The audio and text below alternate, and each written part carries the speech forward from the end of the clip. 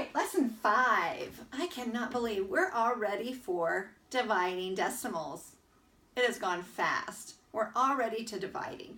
And of course, just like when we were multiplying decimals, we're going to start with looking for patterns. So today, as we get started here, I want you to focus in right here and remember that 10 to the 0 power is equal to 1.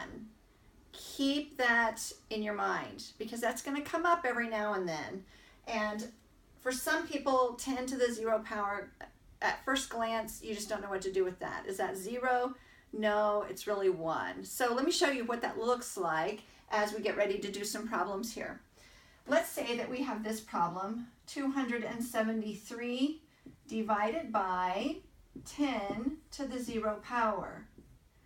Okay, well, that might be how you see it written, but you could also, in your mind, just clear it up. Clear it up, and what I would do is I would just go ahead and, in our case, we're going to replace that with 1.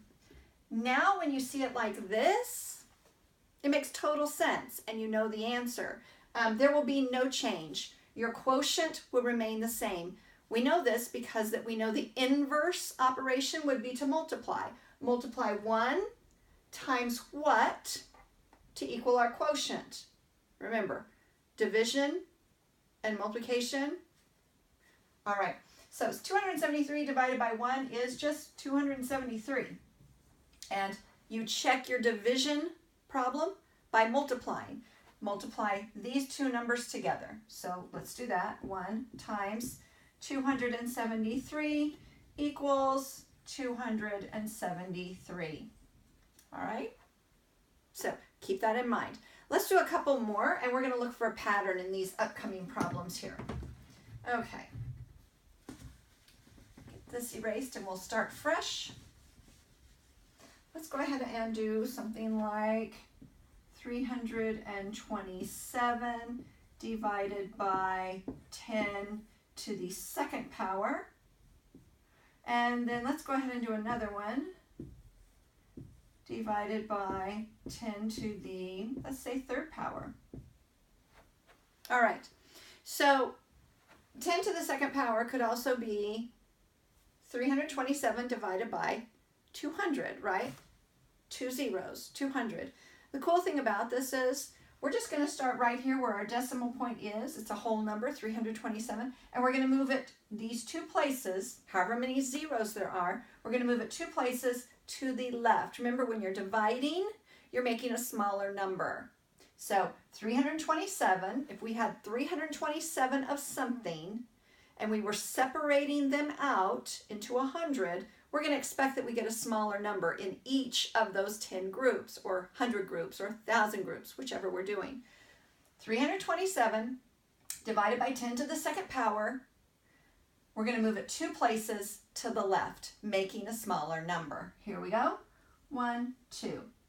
So our answer would be 3 and 27 hundredths. That's it. Now the patterning comes in right here. Okay, what about 3? 3 zeros, 3 places to the left. Starting here, 1, 2, and 3.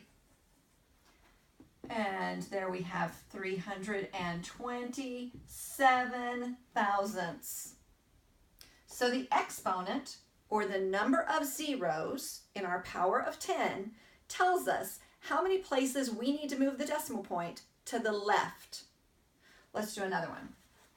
Let's say that we start with a mixed number, a number that already has a decimal in it.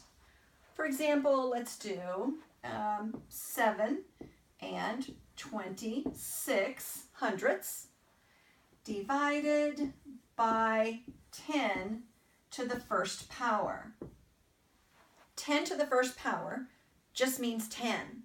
So 1 0 in there, 1 0. That means we're going to take our decimal point where it is and move it 1 place to the left, making a smaller number. And here we have 726 thousandths. 726 thousandths. Pretty simple, right? Okay, let's just try a couple more. Make sure we've got this down.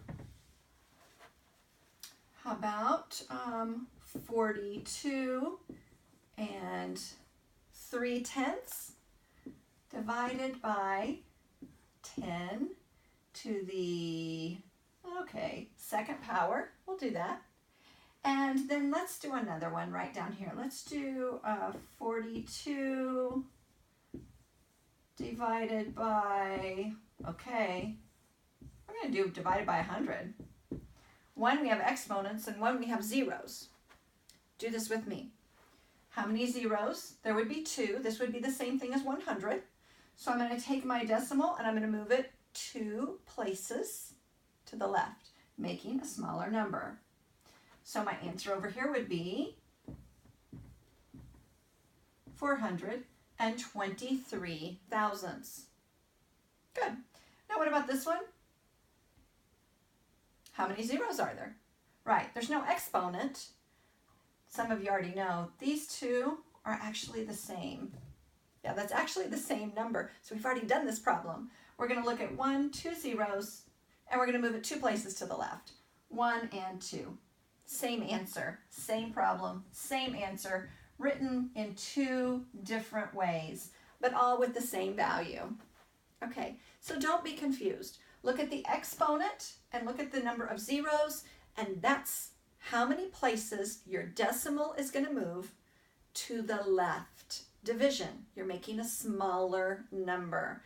You've got a large group of 42, and you're making smaller groups. So of course, your answer is going to be a smaller number. Keep practicing.